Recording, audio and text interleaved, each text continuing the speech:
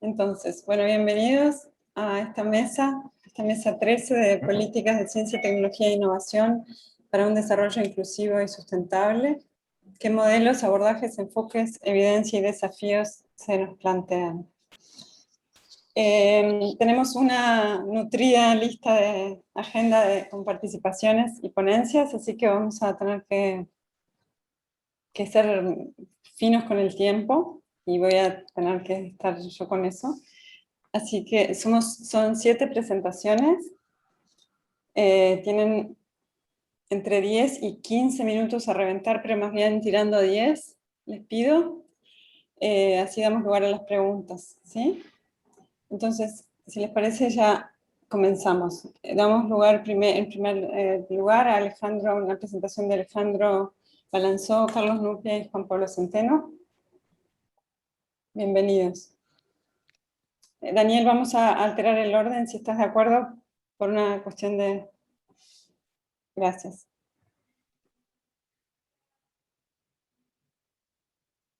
Bien, aquí estoy poniendo ya la pantalla completa. No sé si ya se agrandó. No, aún no. Aún no. Ok, está un poquito lento esto el día de hoy. Discúlpenme un minuto. Ya, creo que ahí ya sí. Perfecto, adelante.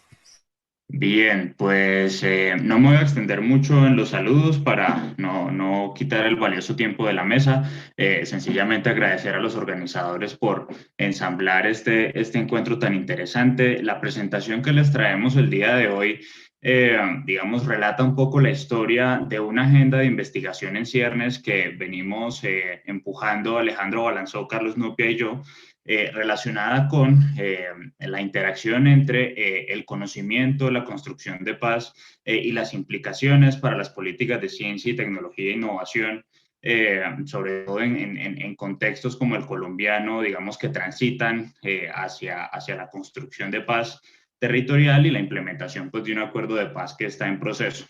Esto es una agenda que tiene varios hitos. Digamos, esta línea de tiempo lo ilustra así.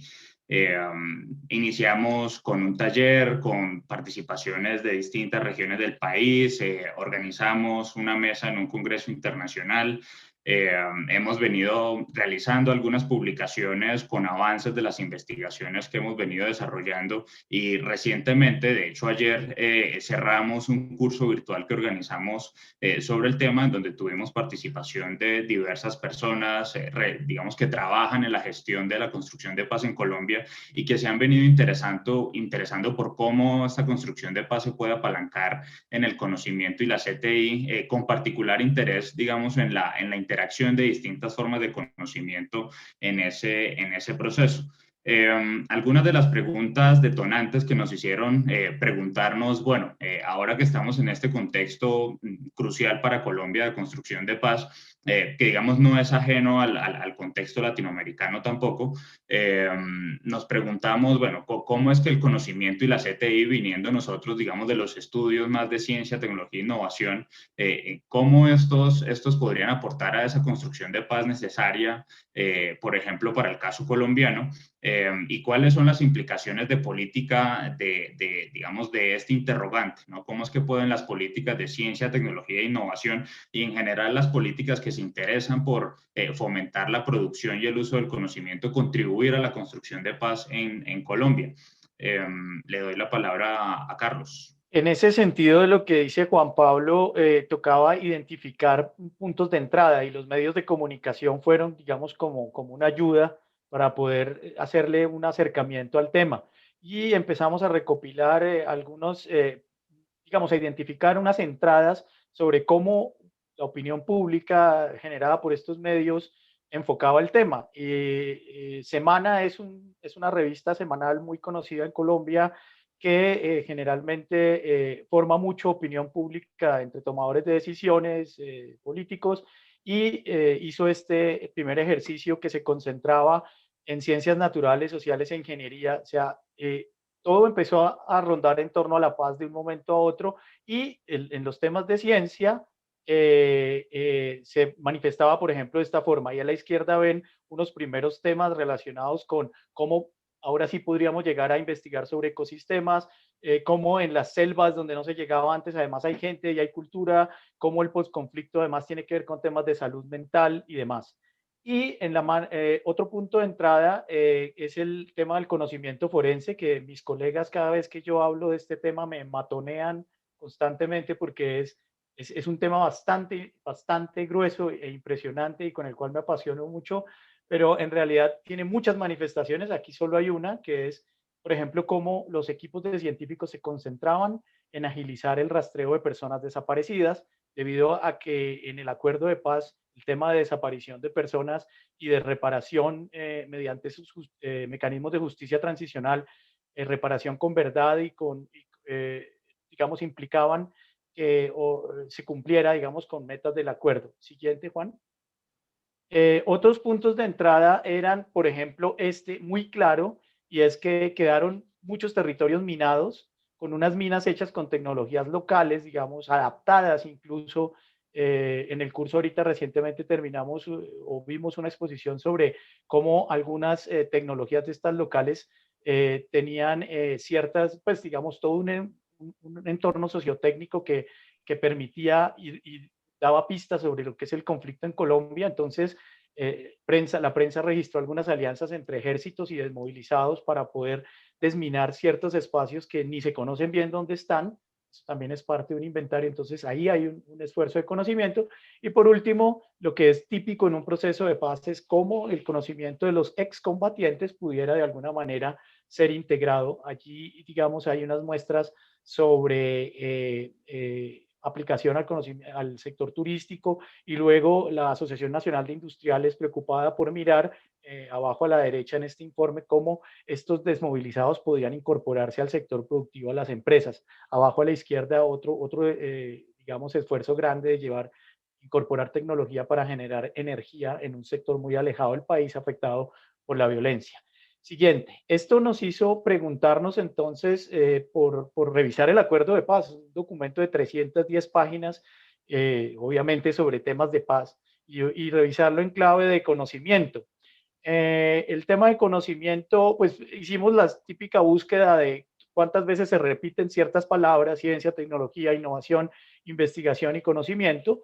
La palabra investigación se repite muchísimo, pero la mayoría de las veces está relacionado con investigación de tipo judicial, que se desvía de alguna manera hacia lo forense netamente, pero en realidad son investigaciones judiciales las que se refieren ahí, cosa que tampoco está desligada, digamos, de producción de conocimiento. Pero digamos, si pudimos identificar como 5 grandes clústeres, el acuerdo de paz nos decía, aquí hay una necesidad de conocimiento. Primero, sobre cadena de valor del narcotráfico, que es un tema ligado al punto 1 del acuerdo, que es de manejo de tierras. El punto 2, investigación judicial, ya lo nombré. Investigación forense, mi pasión. Investigación agropecuaria, que es un tema fundamental también al punto 1 del acuerdo, porque el punto 1 del acuerdo es redistribución de tierras, un problema, digamos, realmente fuerte, y todo lo que tiene que ver con medio ambiente y ordenamiento del suelo. Y lo contrastamos con una revisión de literatura, porque dijimos, si la literatura en paz y conflicto está estudiando este tema del conocimiento, y nos concentramos en el mainstream, por eso el Q1, Q2, Q3 que ven arriba, y hicimos una selección de unos journals que son mainstream en paz y conflicto, y encontramos que existían algunos planteamientos de la literatura en cuanto a uso y explotación de recursos naturales relacionados con el conflicto, por supuesto educación, o sea, todo lo que debe reconstruirse en un país después de un conflicto. Un punto que nos pareció bastante interesante y novedoso era el agenciamiento de poderes locales, y esto coincide con un giro de la literatura de conflicto hacia lo que ellos denominan el local turn, el cambio hacia lo local, el conocimiento de instituciones, y por último las TICs, que son, digamos, un punto muy claro en eso de empezar a resolver temas de conflicto. 5 minutos les quedan. Wow. Bien, voy a pasar muy rápidamente por esta diapositiva que sencillamente quiere ilustrar un poco el intento que hemos venido haciendo por tratar de explorar y de asir la complejidad de este campo emergente, digamos, que supone la intersección entre procesos sociales, entre políticas de ciencia y tecnología orientadas hacia la inclusión social y además de eso, pues la impronta de la construcción de paz territorial. Uno de los primeros modelos que configuramos para pensar un poco mejor en esto y a la derecha, digamos, un diagrama de cómo es que hemos venido pensando también esas distintas aristas que componen este tema, digamos, las grandes líneas que permiten ingresar al estudio de este tema, como lo es el conocimiento sobre o para la paz, los retos de la interacción entre conocimientos heterogéneos en ese proceso de construcción de paz y el rol de las políticas de ciencia, tecnología e innovación en la construcción de paz. Esta aproximación implica repensar la paz no como un anhelo y no como, digamos, un imperativo normativo, sino más bien como problema. La paz como problema de gestión que implica reorganizar, repensar las instituciones políticas de ciencia, tecnología y el conocimiento que subyace a esas instituciones para poder eventualmente lograr una transición hacia la paz efectiva. Y a la derecha algunas de esas implicaciones de política que hemos venido también encontrando en varios textos que tratan ya sea directa o tangencialmente el tema, las implicaciones de política en términos de responsabilidad, de responsividad, perdón, de nuevos marcos como innovación para la paz. Hay un interés importante por la apropiación social del conocimiento, entre otros asuntos que digamos, permiten algunas entradas a esto desde el punto de vista de las políticas. Alejandro. Terminamos entonces con nuestro marco analítico, es digamos lo que hemos ido derivando de todo este aprendizaje, si se quiere, ha sido un proceso de fundamentación a partir de los casos, las experiencias, los estudiantes, los invitados que hemos recibido, de ir dando sentido a lo que es un campo muy complejo y que entonces tiene tres grandes ejes constitutivos. El primero de ellos tiene que ver con no lo estoy viendo, así que no sé por dónde arrancamos. Con los tipos de conocimiento, en el centro se dan cuenta que aparecen formas híbridas entre lo que son conocimiento científico, experto y local. Llamamos formas híbridas porque en realidad lo que nos damos son muchas combinaciones distintas de conocimiento que tienen lugar en los distintos campos en los que esto se juega. Difícilmente hay conocimientos locales sin el lado experto y de la misma manera difícilmente hay conocimientos expertos sin relación con conocimientos locales en este campo particular. Estos se juegan además en tres niveles. Uno de ellos sería nivel micro, que tiene que ver más con la gestión específica del proyecto, eventualmente el investigador, eventualmente el caso particular. Nivel meso, que tiene que ver más con los niveles de gestión organizacional que tienen que ver con estos temas y también, digamos, eventualmente con cómo ciertas discreciones organizacionales tienen efectos en los modos como los conocimientos se traducen o se gestionan en relación con otros, y un nivel macro que es más de nivel de política, si se quiere. Cómo ciertos conocimientos entonces nutren decisiones que al final definen, digamos, reglas de juego muy generales. Y esto sucede en unos campos muy específicos que nos interesa distinguir aquí para efectos, digamos, de clarificar esto que es la construcción, la paz, donde se juega. El primero de ellos es 2 el de... minutos, Alejandro. ¿Ok? 2 minutos. ¿Dime? Perfecto. Gracias. Conocimiento sobre y para la paz, que es, digamos, el campo más genérico y, si se quiere, todavía científico. El segundo de ellos sería el desarrollo de condiciones para la paz. Y aquí tenemos todo lo que tiene que ver con, en general, el desarrollo más amplio relacionado con evitar aquello que dio lugar a la guerra. Entonces, estamos hablando aquí de desarrollo económico, desarrollo social, inclusión, los temas más genéricos y más amplios que incluyen evolución institucional, pero no necesariamente en el campo específico de lo que es el posacuerdo. Y tenemos muy cercano a este está el tema de la apropiación social, que tiene que ver con procesos de cambio social y adecuación de actitudes. Y uno último, que es el de la gestión del problema público de la paz. Y aquí lo que tenemos es todo aquel conocimiento que tiene que ver con la transición en elementos de justicia, en elementos institucionales, en elementos de desarrollo que se relacionan específicamente con la paz, pero que tienen que ver con su gestión en tanto que problema público y los procesos institucionales. De aquí hemos derivado entonces una agenda que tiene varios elementos. Por favor, Juan Pablo, todos de una vez. El primero de ellos es la discusión sobre el rol de conocimiento en la construcción de paz. Lo que notamos es que en la literatura sobre paz el tema de conocimiento no es aún central y entonces hay allí una gran brecha que tenemos que cubrir y para la cual estamos trabajando. El segundo es interacción entre conocimiento científico y otras formas de conocimiento en términos de entender bien en cuáles campos es que juega la paz y qué claves puede haber entonces en términos de la mediación en esas formas híbridas que tienen lugar. Lo tercero sería ya todo lo que tiene que ver con gobernanza de conocimiento y eventualmente ver en cuáles lugares de la cogestión local de las organizaciones y los regímenes que aquí se configuran es que hay pivotes, digamos, que son habilitantes o no de la paz. Y lo último que tendría que ver ya con los dispositivos en los que se da esta mediación. Aquí aparecen programas, proyectos, etcétera, políticas que son determinantes del tema y que cumplen un papel. Estas son nuestras 4 avenidas. Son bienvenidos a unirse porque es una agenda profunda, amplia, de gran horizonte y pues la ponemos a su disposición. Muchas gracias. Muchísimas gracias, muchas gracias por correr. Invitamos ahora a la próxima presentación. Ahí van anotando, hay alguna ya pregunta anotada para ustedes que al final vamos a ir con las respuestas, ¿sí? Y la discusión. Entonces invitamos ahora a Daniel Bisuete Sandoval a continuar con la presentación. Gracias, Daniel. Gracias, Isabel, colegas, mucho gusto, feliz, este es mi primer ESOCITE. Nada, quiero compartirles un trabajo que resulta, digamos, una parte de la ponencia es el resultado de un proyecto de investigación agenciado entre el Estado y una universidad en Ecuador, y otro es una reflexión teórica que bebe mucho, digamos, de la trayectoria del desarrollo normativo en Ecuador, ¿no?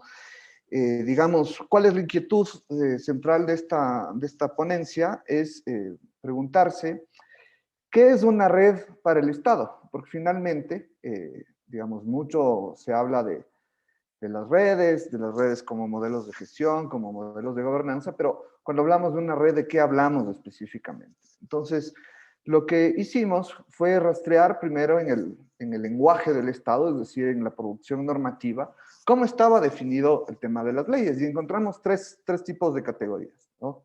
El tema de las redes. Las redes son como soporte, son incentivos y son modelos de gobernanza, pero modelos de gobernanza complejos. Una rapidísima revisión.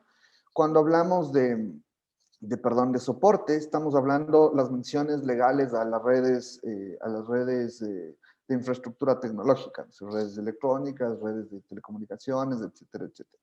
Cuando hablamos de incentivos, hablamos de las redes como, digamos, la acción de conformar o adscribirse a una red y registrarla ante el Estado. Es un incentivo porque tiene una contraprestación, que es el reconocimiento de horas de trabajo académico en el caso de los investigadores o financiamiento en el caso de otro tipo de redes, ¿no?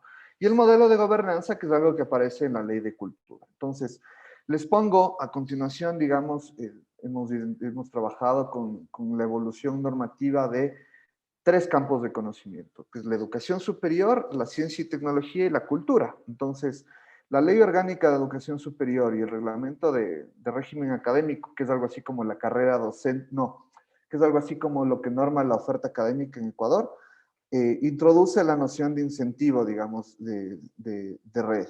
El Código de Ingenios perfecciona esta noción y la Ley Orgánica de Cultura dice que las redes son un modo de gestionar algún asunto público, ¿no? Y por eso los miembros van cambiando. Es decir, para las universidades las redes son instituciones, para el Código de Ingenios ya es investigadores, gestores, otros tipos de roles y otros saberes asociados, y para la Ley Orgánica de Cultura incluye incluso otros niveles de gobierno, ¿no? Esto es un poco lo que les decía, se establece además tipologías de redes en función de, digamos, lo que el Estado reconoce como una red y en algún punto se establece también la obligatoriedad de registrar las redes, es decir, tú puedes llamarte red, pero para poder funcionar de cara a los incentivos financieros del Estado o para que tus productos sean reconocidos como válidos, tienes que estar registrado, digamos. Entonces, un primer corolario es que de alguna forma, si bien las redes pueden aludir a modelos de gestión o a formas institucionales más fluidas y menos estructuradas o jerarquizadas, de todas formas es el Estado quien les pone la cancha, ¿no? Y digamos, aquí hay un caso bien particular, es la red, digamos, la red como un modelo de gobernanza. Nosotros identificamos esto a través del patrimonio, digamos, Ecuador es un país que es riquísimo en patrimonio cultural material, o vestigios arqueológicos y paleontológicos, por, digamos, su circunstancia de muchos climas, mucha biodiversidad, abundancia de recursos naturales, y tenemos patrimonio arqueológico prácticamente en todo el territorio nacional, ¿no? Nuestra Constitución establece que esto es responsabilidad del Estado, y la gestión del patrimonio tiene dos complejidades. Digamos que la mayoría del patrimonio, las piezas arqueológicas, están en el suelo, y hay otras que ya están extraídas y que son, pongámoslo por decirlo rápido, museables, ¿no es cierto?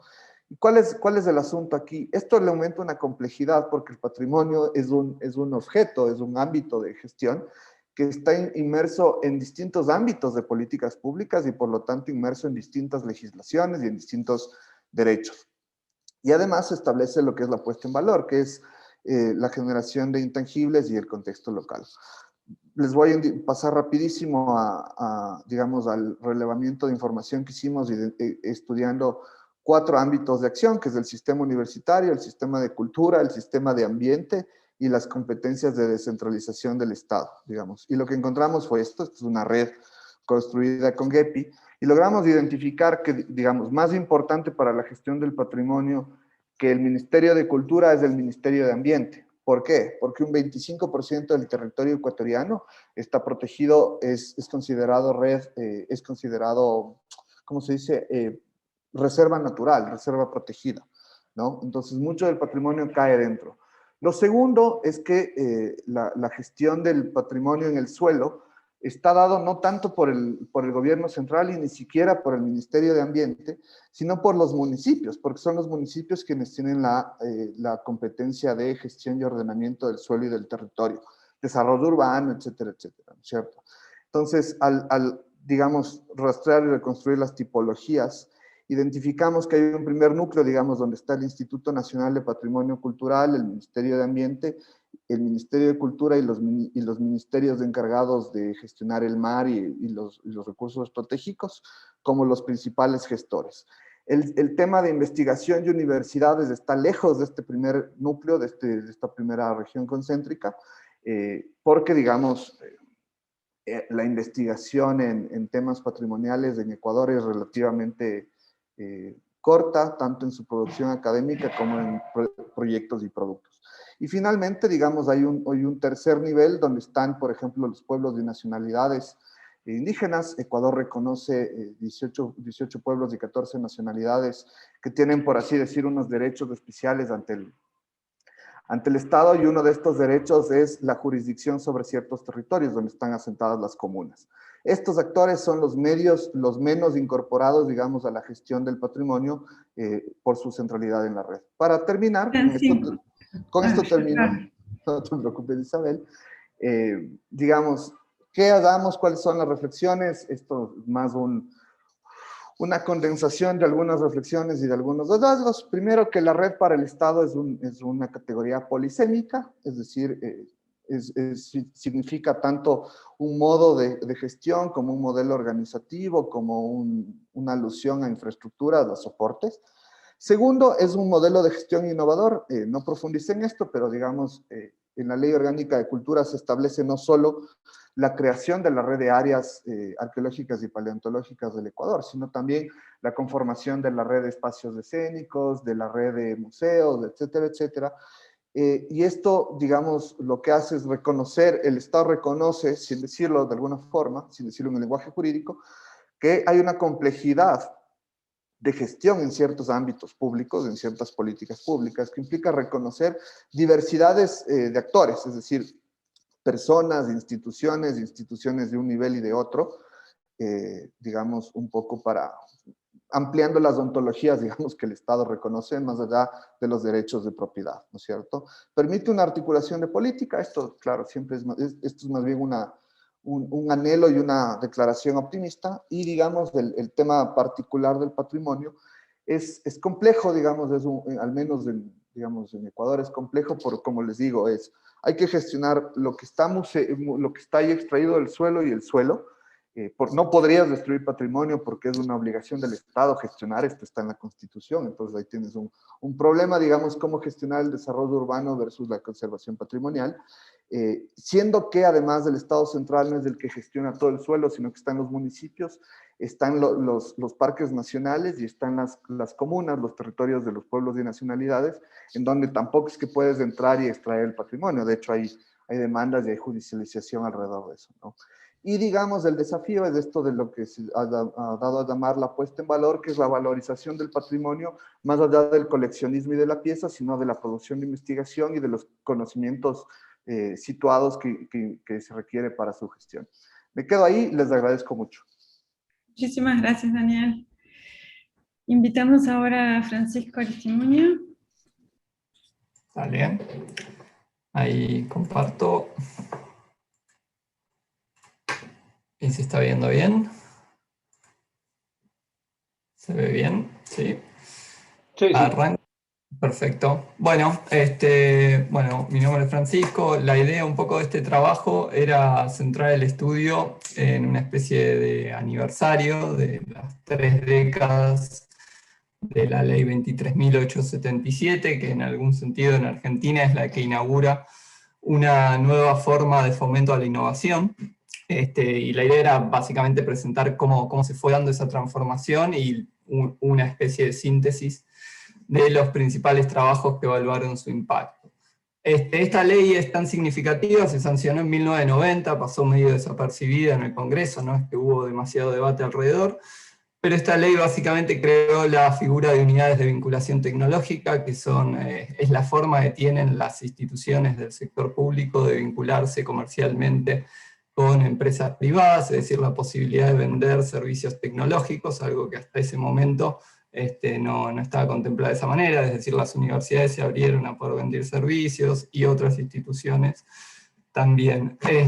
También creó el marco normativo para que el Estado promocione la innovación en empresas privadas, es decir, por primera vez el Estado va a estar transfiriendo fondos, ya sea en la forma de créditos o subsidios, a empresas privadas para que sean ellas las que llevan a cabo la innovación y obviamente se apropien privadamente de esas innovaciones, y también crea la figura de un fondo tecnológico para llevar a cabo este tipo de actividades que eventualmente va a terminar siendo el FONTAR, eventualmente va a estar contenido en LAMCIT, etc.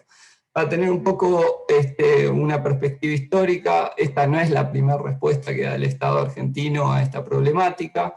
La primera respuesta se dio hacia mediados, fines de los 50, en donde se crean la mayoría de las instituciones de ciencia y tecnología del Estado argentino, entre ellas el INTA y el INTI, que tenían como fin precisamente fomentar el cambio tecnológico para la competitividad, una en la industria manufacturera, otra en el sector agropecuario.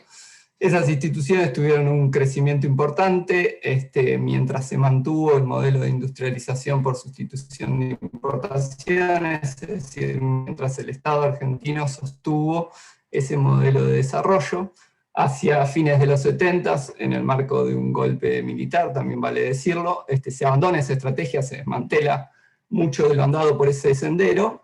Ahí la Argentina también, en el marco de una crisis de deuda importante, también generada por ese mismo gobierno militar, entra en una ausencia de estrategia.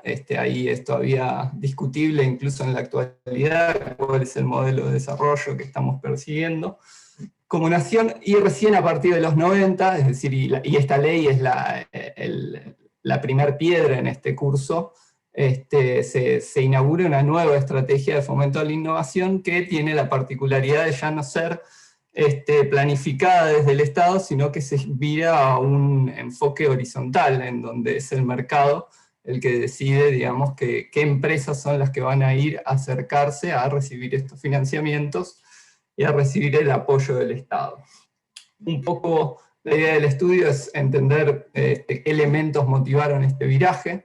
¿Sí? En parte está el cambio de del empuje de la oferta al tironeo de la demanda, es decir, este viraje que se da en todo el mundo. En el mundo por ahí ya en los 70 empiezan estos debates y ya en los 80 empiezan a transformarse muchas de las instituciones. En Argentina esto se va a dar recién a partir de los 90, esto tiene que ver con ya no la idea de fomentar la ciencia y creer que la ciencia va a llevar a desarrollos tecnológicos e innovativos necesariamente, es decir, una idea lineal del cambio tecnológico, sino que debe ser al revés, debe ser la demanda de las empresas la que tironee desarrollos científicos y eventualmente tecnológicos e innovación.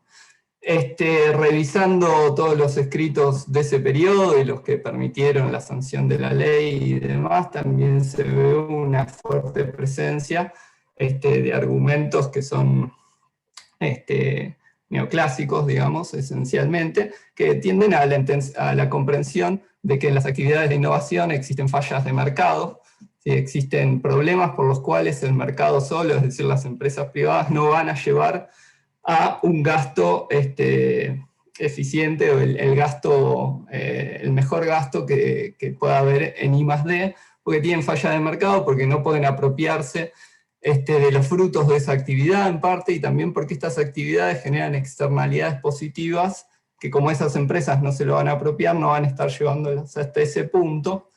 Y entonces ahí aparece la justificación de por qué el Estado tiene que venir a compartir parte del gasto en esas actividades, o parte de la inversión en esas actividades, para fomentar este tipo de actividades. Muchas veces también aparece el Sistema Nacional de Innovación como elemento o argumentación que permitió este cambio. Yo sinceramente lo que vi revisando todo ese periodo y las discusiones, el concepto de Sistema Nacional de Innovación empieza a ser importante, especialmente en Argentina. Me voy a centrar, no quiero generalizar para el resto de Latinoamérica. Es cierto que en toda Latinoamérica empezaron a surgir estos fondos tecnológicos o esta forma de fomentar la actividad innovativa en este mismo periodo, pero en Argentina el Sistema Nacional de Innovación aparece, pero aparece más hacia fines de la década, es decir, a principios de la década eran estos argumentos más de origen neoclásico los que fundamentaron este cambio, y el Sistema Nacional de Innovación aparece después, y sinceramente en fondos como el FONTAR, la articulación conceptual con el Sistema Nacional de Innovación es muy discutible.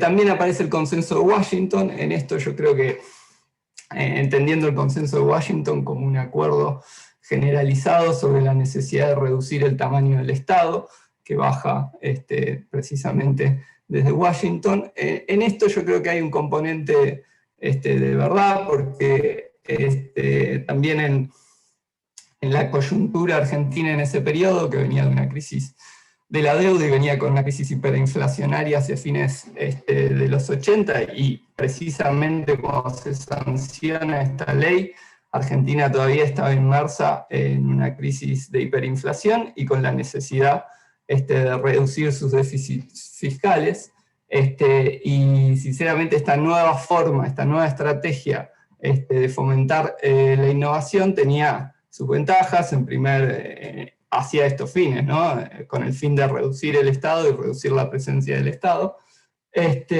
Primero porque permitía a través de la figura de las VTs el financiamiento privado de parte de las actividades de CIT que realizaban instituciones públicas, y en segundo término porque una agencia de promoción, como es hoy en día la AMSIT, es una agencia mucho más maleable presupuestariamente que instituciones como las que habían sido generadas en los 50, como puede ser el INTI, INTA, etc. Esto tiene que ver básicamente con que no tienen la misma carga de recursos humanos, es decir, una agencia de promoción brinda los fondos a empresas privadas, mientras que un instituto tecnológico tiene recursos propios, laboratorios propios y demás, que eso es mucho más difícil de modificar año a año según el contexto que acompaña.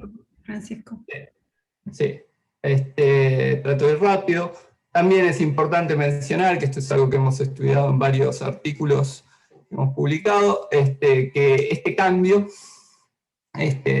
primero no se dio reemplazando finalmente a la estructura o el enfoque anterior, es decir, el enfoque anterior prevaleció y esto apareció como una forma adicional del Estado argentino para fomentar la innovación, y solo fue posible gracias a la intervención del Banco Interamericano de Desarrollo, que con una sucesión de préstamos, ahí tienen la lista y los montos, permitió que estas políticas se lleven a cabo.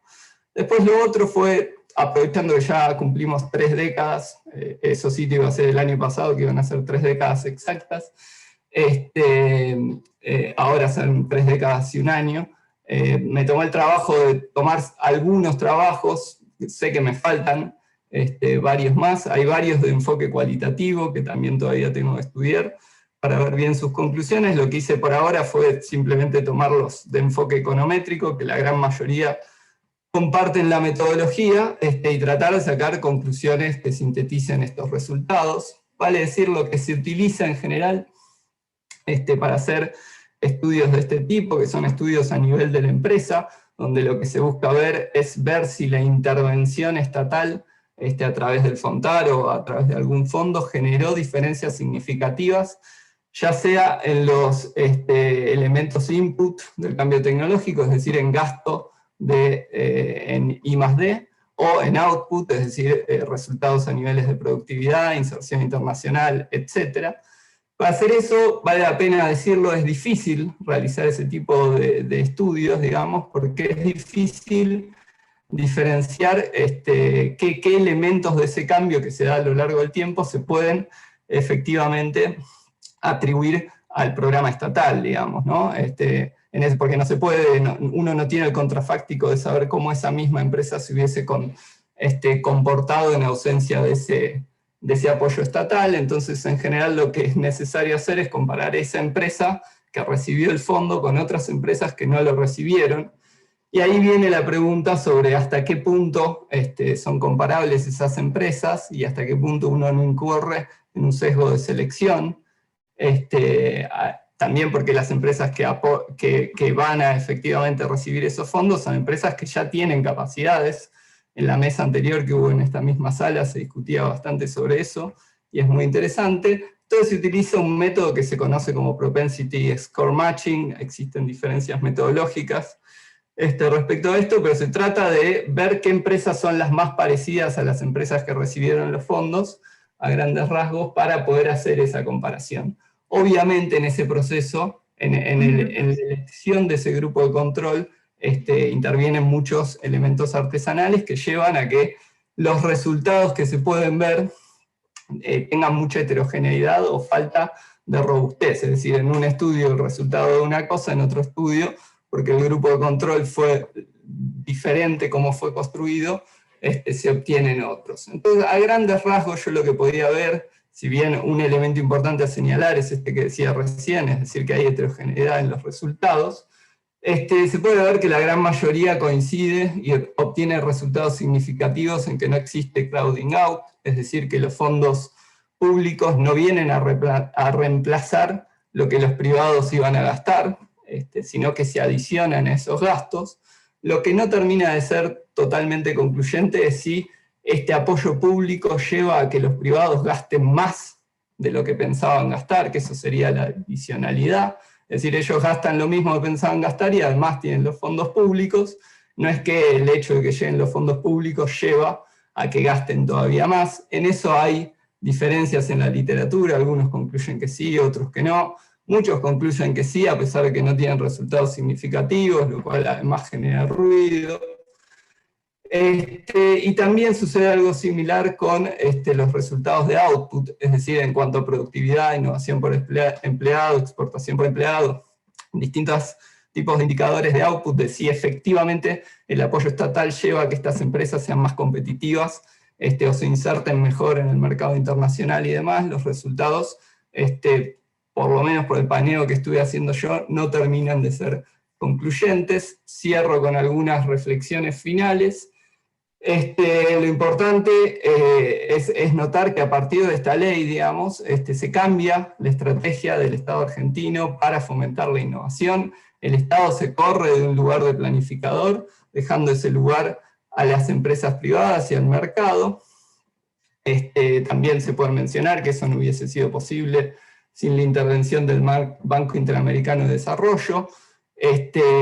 También es notable este nuevo enfoque, si bien propone ese corrimiento, no se lleva a cabo reemplazando la vieja institucionalidad, sino que la vieja institucionalidad, INTI, INTA, etcétera, se conserva, es decir, no termina de ser reemplazado, y aparecen estas distintas formas que tiene el Estado de intervenir en una misma cuestión, que es el cambio tecnológico para la competitividad, y de esa forma, a través de estos cambios, se aumenta la heterogeneidad del Estado, ¿sí? Esto aparecía también en la mesa que charlábamos recién. Cada vez es más confusa la intervención del Estado, o el aporte que hace el Estado a este tipo de cosas, y muchas veces el empresario ya no sabe a qué ventanilla acercarse, porque son distintas, y distintas instituciones que además ni siquiera tienen las bases de datos conectadas entre sí. Finalmente se puede, ya cierro con esto, con más de 3 décadas se puede ver que los resultados son aceptables, no son malos, es decir, sería peor abandonar este tipo de políticas, pero sí se hace necesario avanzar en estrategias más coordinadas a este respecto, y en este sentido me parece fundamental recuperar la visión que había quizás en la estrategia anterior, en donde había un modelo de desarrollo que fundamentaba esa institucionalidad, mientras que en la actualidad ese modelo de desarrollo parece carente. Lo dejo ahí, les agradezco mucho. Gracias. Muchas gracias, Francisco. Bueno, damos la bienvenida ahora a Gonzalo Ordóñez. El tiempo, vos tenés que respetar, pero todo viene muy bien, ¿eh? Entonces, te aviso antes, con 5, cuando falten 5. Gonzalo, estás con micrófono cerrado. Sí.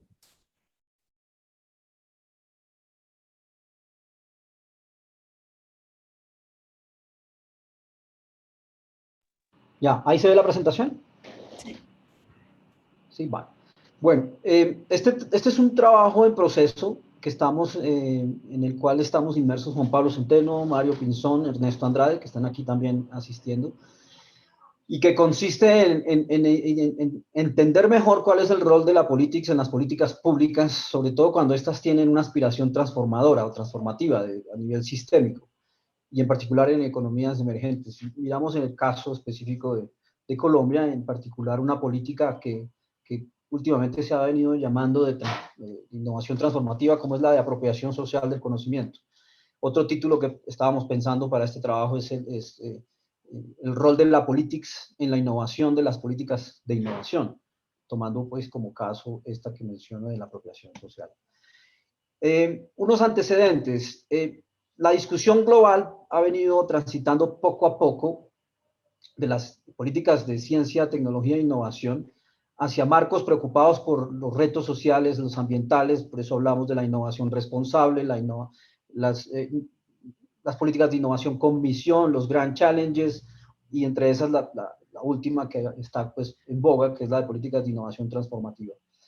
Estos marcos, sin embargo, a nuestro parecer, prestan poca atención al rol de la politics en el proceso de la política pública, en ciencia, tecnología e innovación.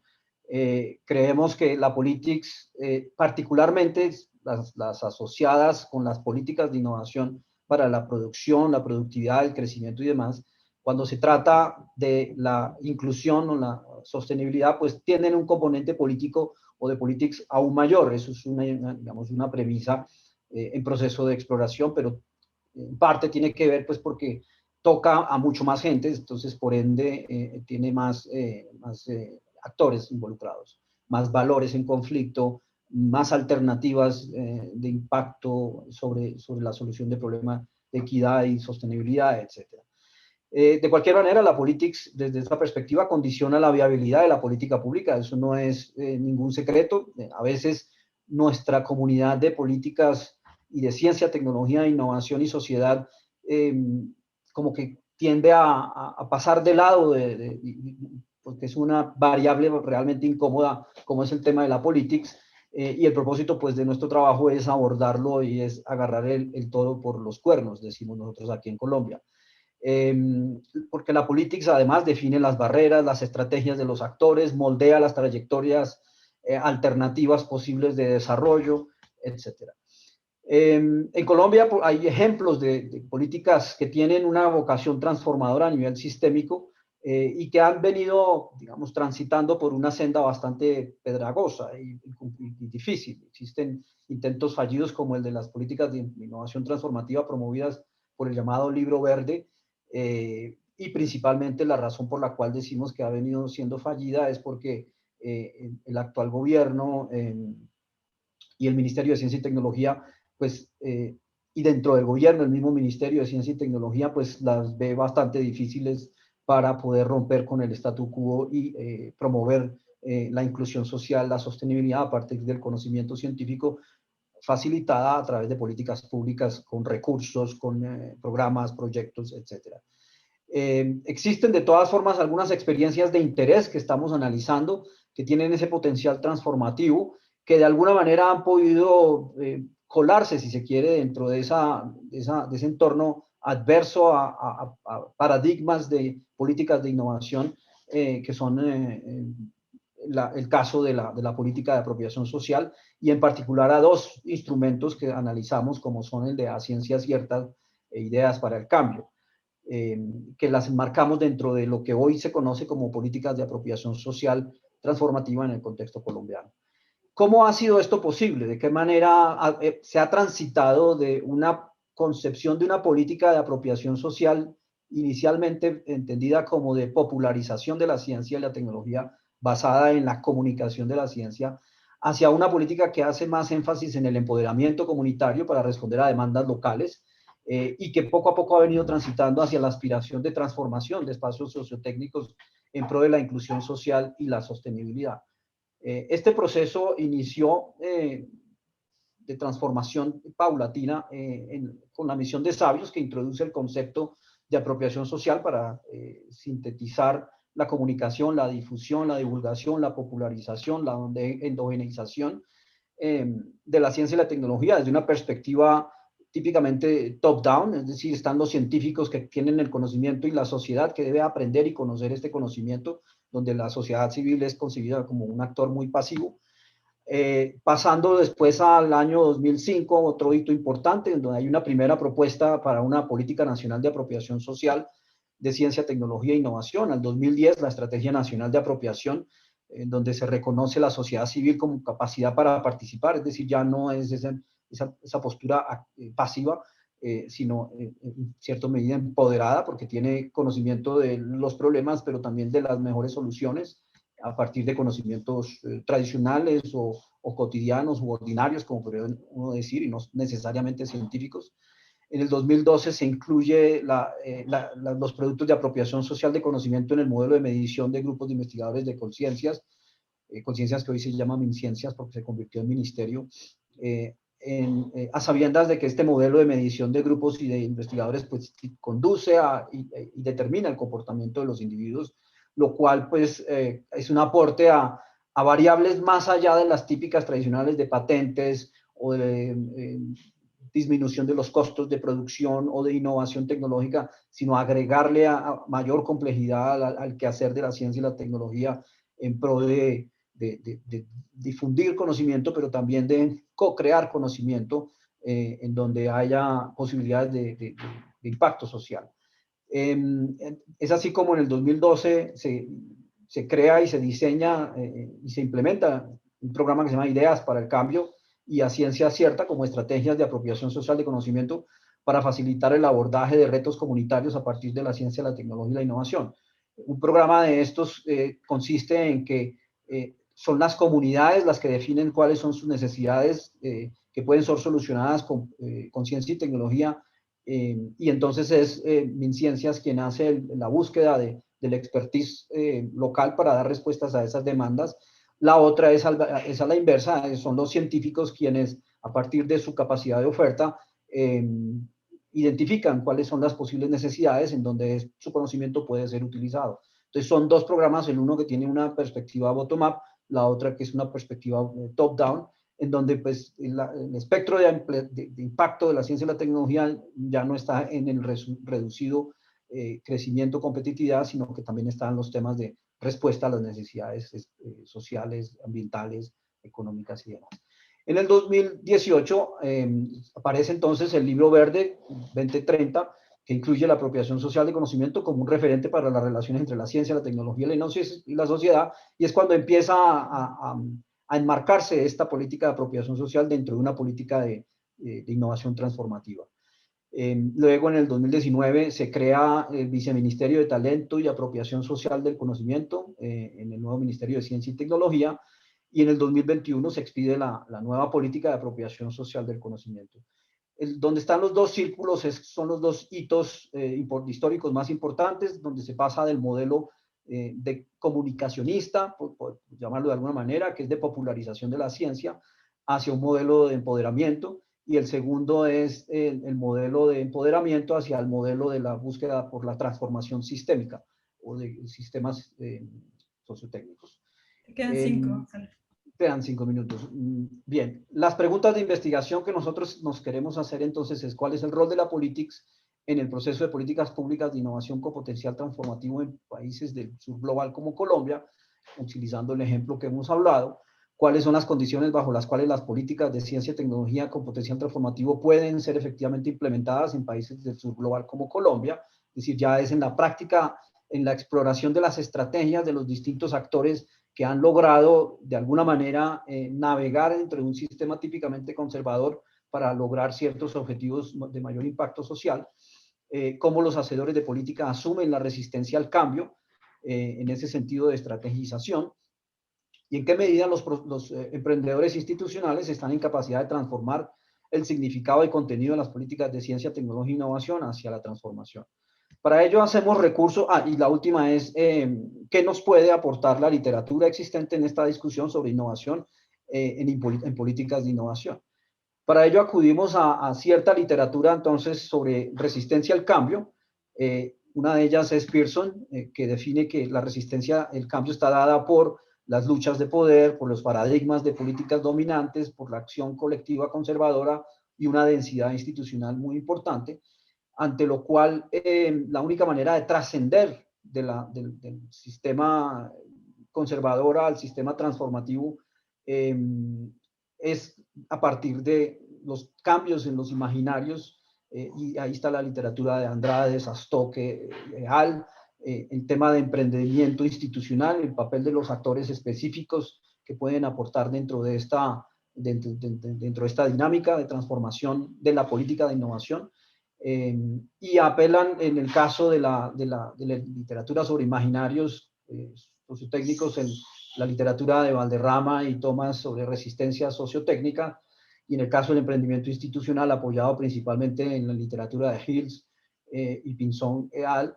Sobre innovaciones de nicho, donde el nicho entonces son las políticas públicas entendidas pues como tecnologías que tienen ese proceso transformador.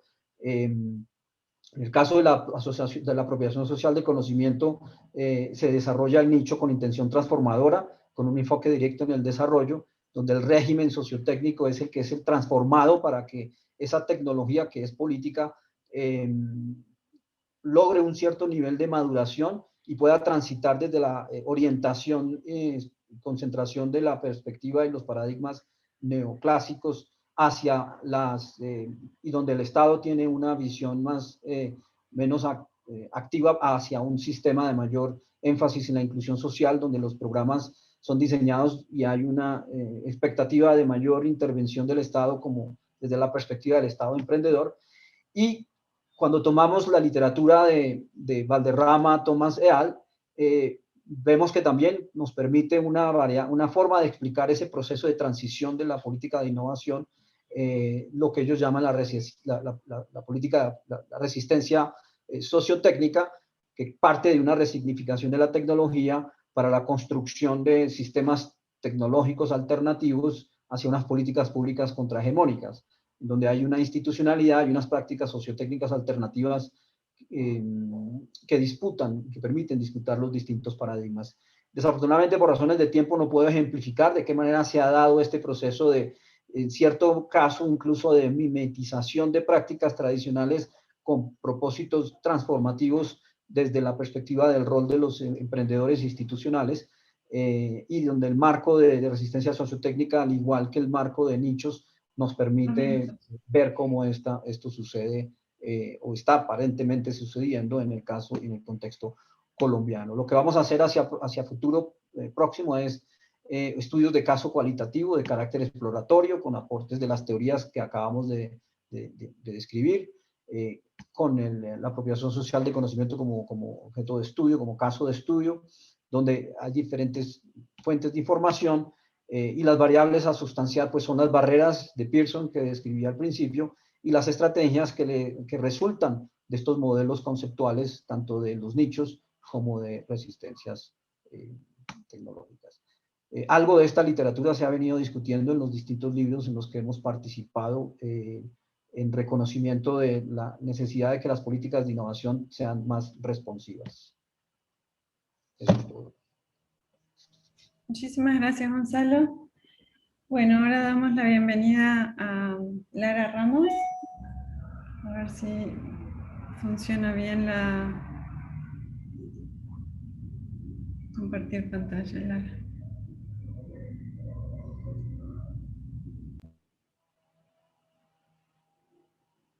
Vemos tu pantalla ahora, no sé si...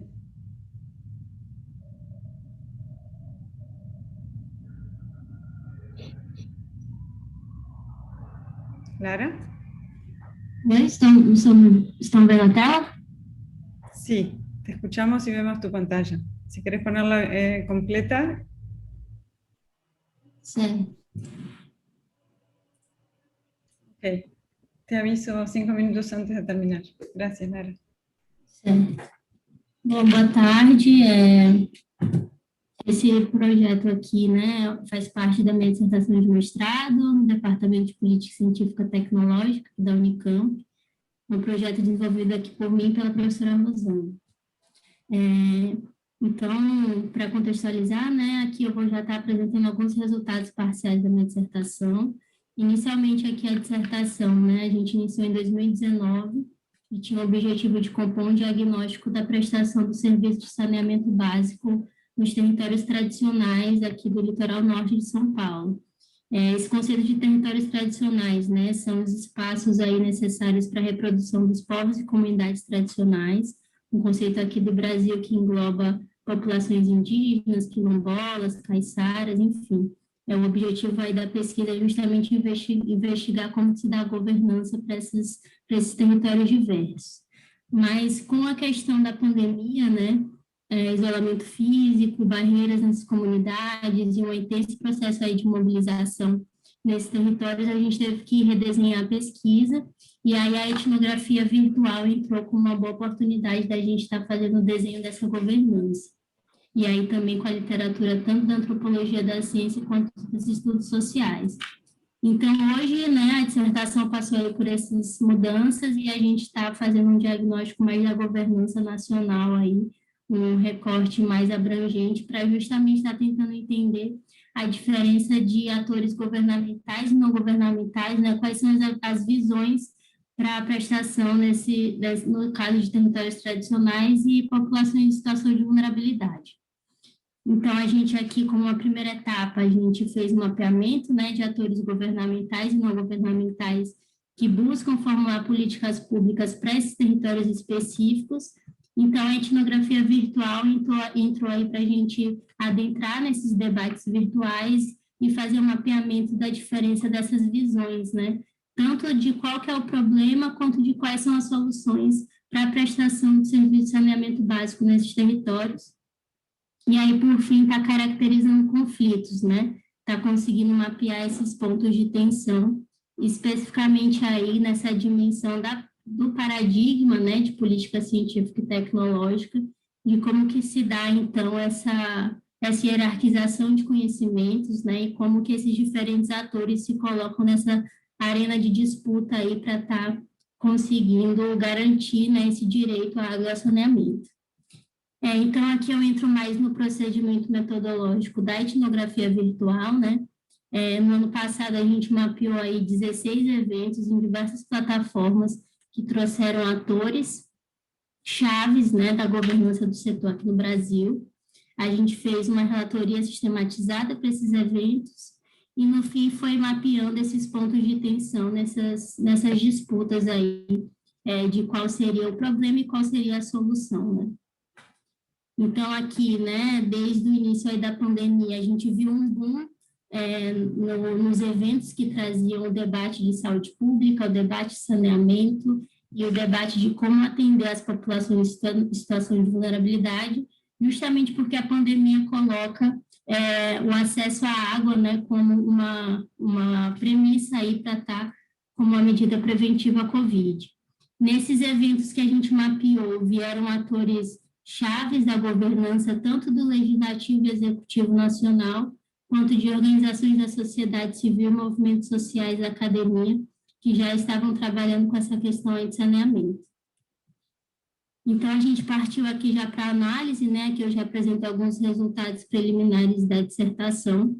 Então, a gente já começou a identificar nessas disputas aí entre os atores como que eles estavam enxergando a situação de pandemia, quais eram os principais desafios para estar atendendo esses territórios, né?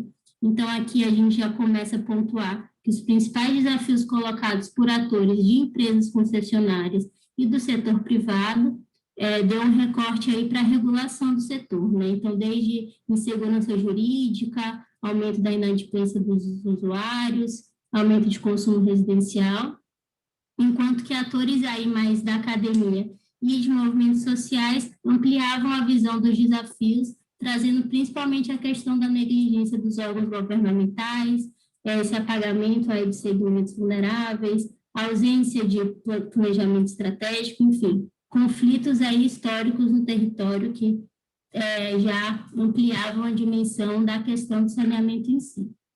Aqui a gente tem algumas falas, né, que a gente começou a fazer análise dos debates virtuais que traziam esses atores. Então, a gente foi fazendo essa análise aí, categorizando as diferentes visões sobre o problema. E aí, tanto da visão dos desafios quanto as propostas, né, para estar fazendo a solução desse problema emergencial, no caso, atores aí também do setor privado, principalmente, fazendo soluções mais pontuais, né, de ajuste de tarifa, suspensão de corte, enquanto que atores aí mais dos movimentos sociais estavam fazendo ações voltadas à pressão do governo federal e também a questões mais voltadas à segurança alimentar. Então, a gente já foi vendo aí que a questão de saneamento já se ligava com questões de segurança alimentar e de atenuação de conflitos externos, principalmente aí de violência no campo, né? No cenário de pós-pandemia, os principais resultados aí colocados por atores, tanto do setor privado, principalmente de empresas concessionárias e agências de regulação, foi a aprovação do novo marco legal de saneamento, né? Então, esse já foi um resultado bem interessante de como que esses atores, já no discurso da pandemia, bateram bem forte na aprovação de um novo marco legal, né? Uma legislação no Brasil que, inclusive, agora está em vigência. Aumento dos investimentos no setor de saneamento, apontando aí para uma governança mais do mercado, né, já para privatização do serviço, enquanto que atores aí, em debates que traziam atores da realidade local, apontavam mais para o caminho de uma articulação institucional, fortalecimento de instituições públicas e principalmente a questão da regularização fundiária. Que a gente também tem algumas outras falas de recortar desses debates que a própria etnografia foi possibilitando.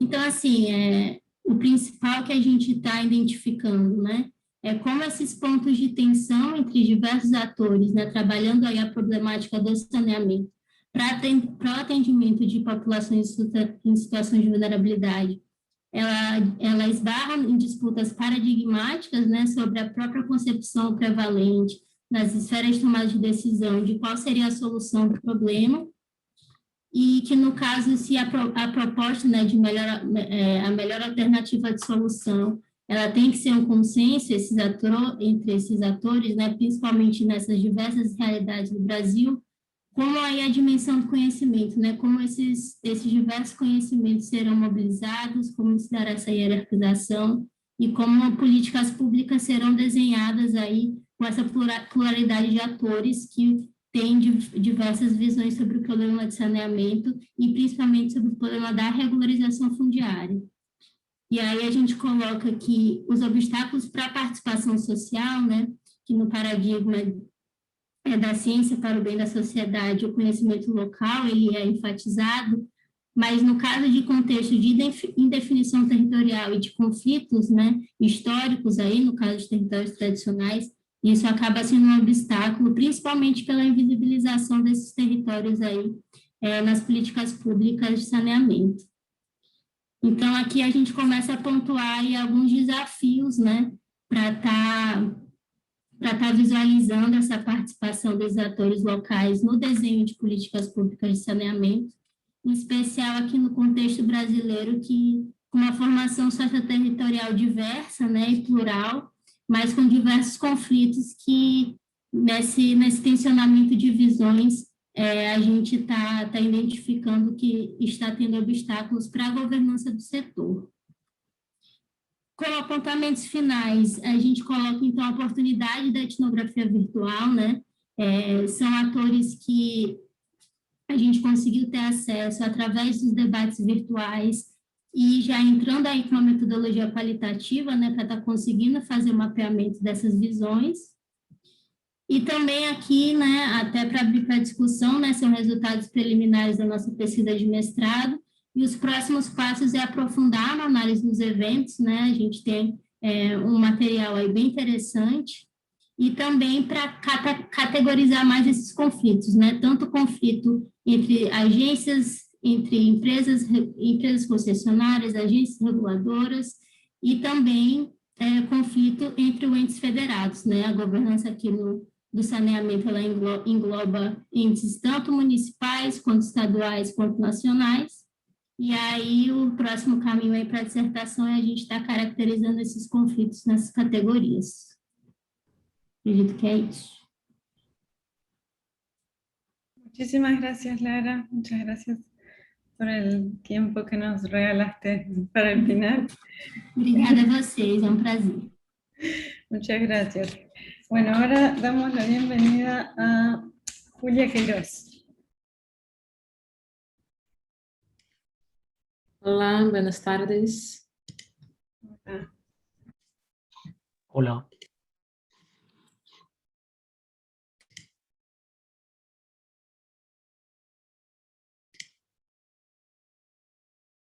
Pues se ve mi pantalla.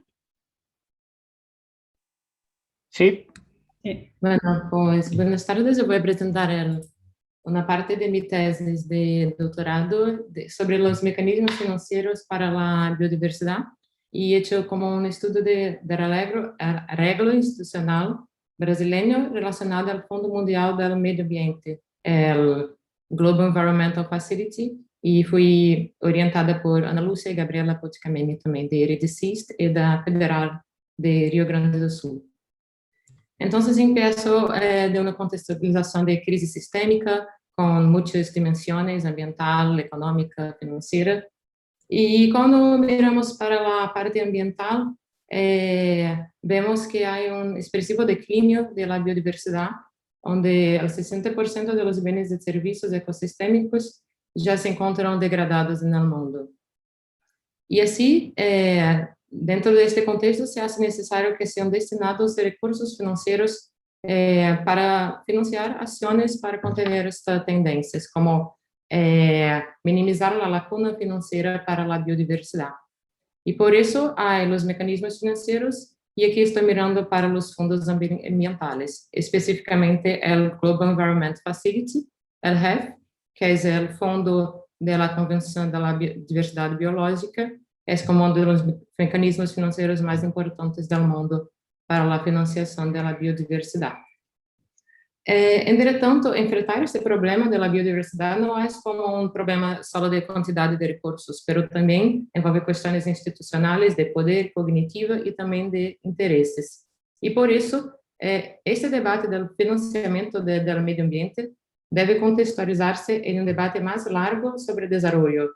Y por eso se puede examinar a partir del concepto de convenciones de desarrollo, aquí entendido mucho con la pesquisa de Fábio Herber, era un economista brasileño, que las convenciones pueden entenderse como representaciones colectivas que estructuran las expectativas individuales y el comportamiento de una sociedad.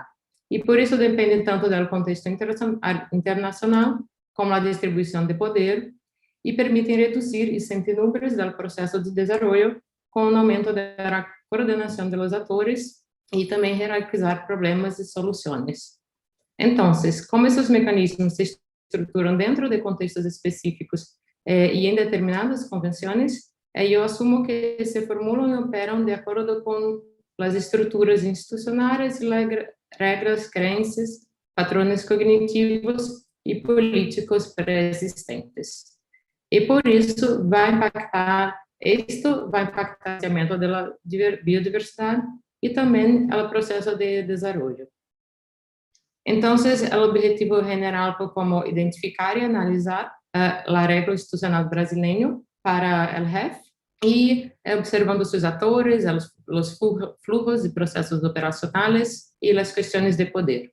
Y también mirando para la parte de la regla institucional basada en un enfoque neo-schumpeteriano, donde tenemos que mirar para la capacidad institucional de los países, los tipos de gobernanza, los contextos específicos.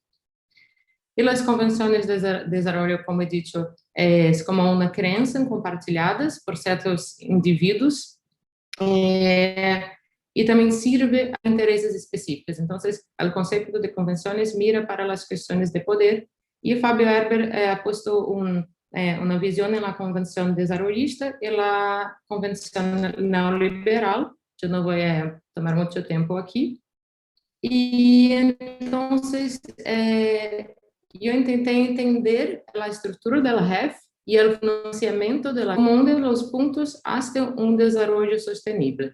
Entonces, hice una investigación cualitativa con entrevistas con stakeholders, con cuestionarios y todo, y hice un recorte de los proyectos de GEF, también de 2014 a 2018. Y desde ahí saqué como los resultados, he hecho este diseño del arreglo institucional. Hay los doadores, que son los países que se ponen dinero en GEF, y así hay una coordinación, cuando se pasa para la parte nacional, hay una coordinación general de los proyectos desde el gobierno brasileño, pero también hay las agencias implementadoras, que como el Banco Mundial, el PNUD, PNUMA, que son como que distribuyen el dinero del ZEP, los recursos, para los proyectos y los beneficiarios. Entonces, lo que vi es que es un arreglo muy complejo, con muchos actores e interconectado de muchas maneras, pero es robusto, bien estructurado, y la capacidad institucional do Brasil ha sido visto como un diferencial de la solidez de este arreglo que empezó desde los años 90, y Brasil ha tenido recursos desde que el GEF empezó en 1992. Que las agencias implementadoras, que son las organizaciones internacionales, y una ONG brasileña que empezó hace 2 años, son como el centro de este arreglo. Y como hay importantes dinámicas y relaciones que siempre tienen que pasar por estas agencias. Hay mucho conocimiento ahí en la parte de los proyectos de conocimiento tácito, pero estos conocimientos tampoco se suben como los niveles arriba del arreglo, se quedan ahí abajo. Y hay una influencia muy grande de los doadores de recursos financieros para definir las grandes líneas temáticas del GEF.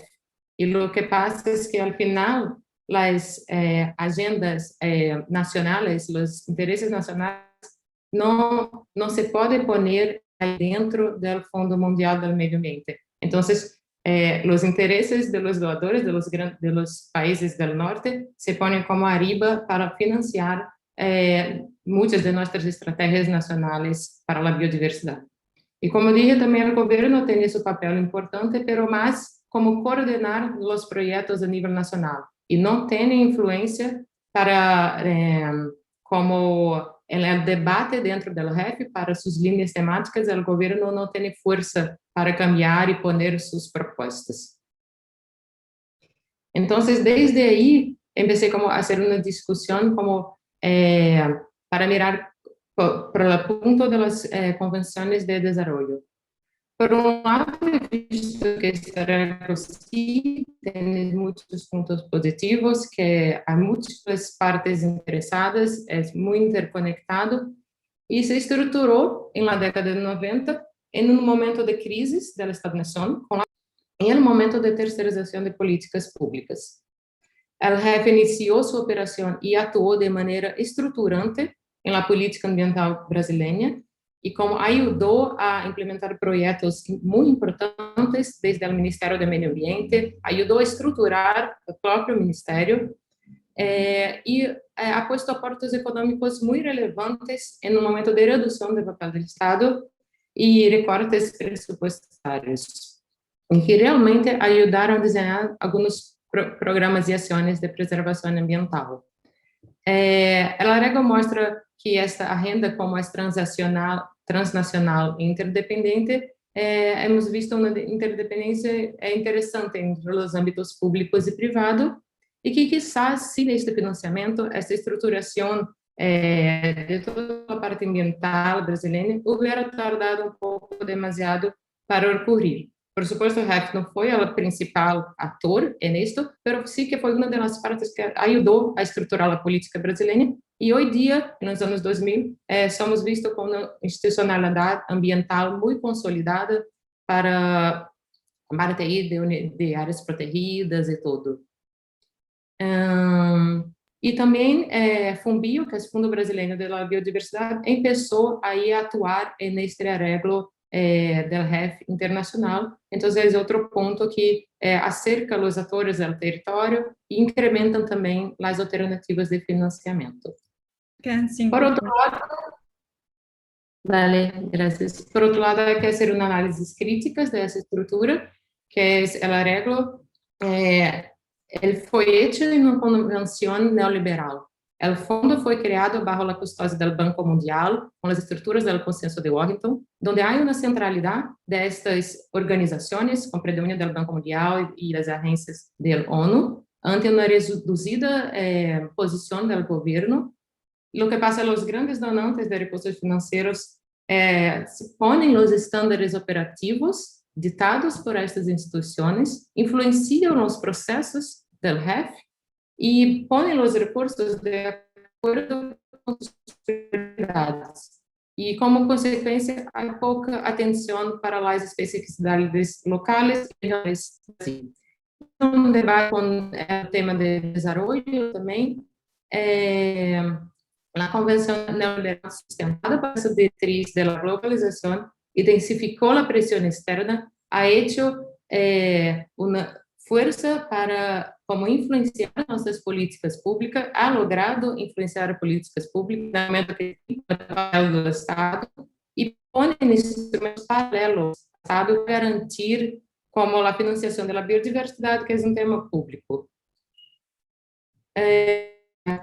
Entonces, lo que he visto es que el tema ambiental, desde la Convención Neoliberal, se presenta como un tema despolitizado, que sería igualmente beneficioso para todas las personas, pero sin resaltar los intereses detrás de esta discusión.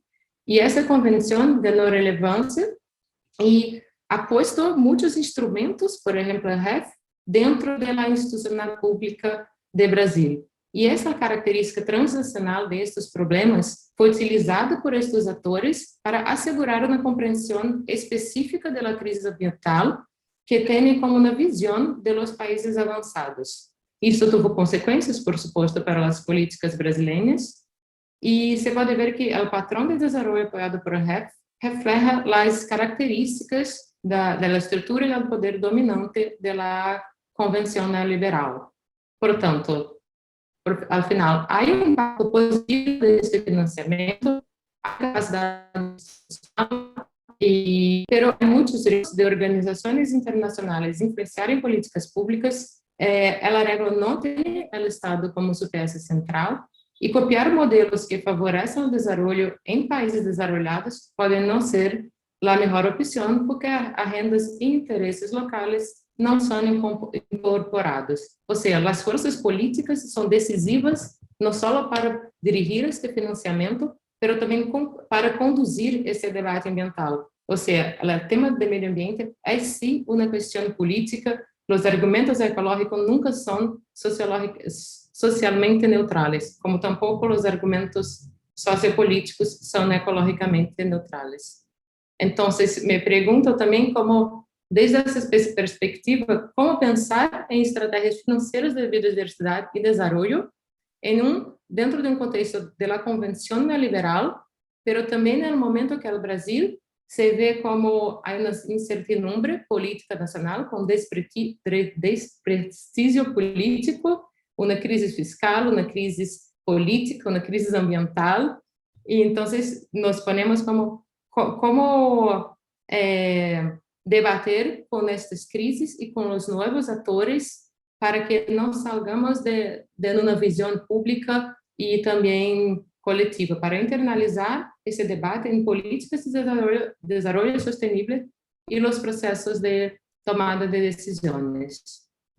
Então, isso me queda como dentro de uma linha de investigação que tentamos pensar o meio ambiente dentro de uma perspectiva de países do sul global. Ou seja, estamos tentando buscar novas propostas de narrativas onde os problemas não sejam solucionados somente pela disponibilidade de tecnologia e recursos financeiros, onde o debate ambiental não é despolitizado e tentamos mirar a sustentabilidade com uma maneira sistêmica, onde o Estado é muito importante e também toda a visão local e dos territórios. Então, me deixo aqui com as perguntas de como podemos posicionar a agenda internacional de sustentabilidade e dentro desse debate de financiamento, dando uma maior visibilidade ao Brasil, desde sua centralidade e tudo para a biodiversidade, pero desconstruindo esta narrativa dominante desde a Convenção Neoliberal. Pues muchas gracias. Muchas gracias, Julia. Damos la bienvenida ahora a la última presentación a Nicolás Garzón. Hola, buenos días, gracias Isabel, y un saludo a todo el equipo que está participando en la mesa. Voy a proyectar rápidamente.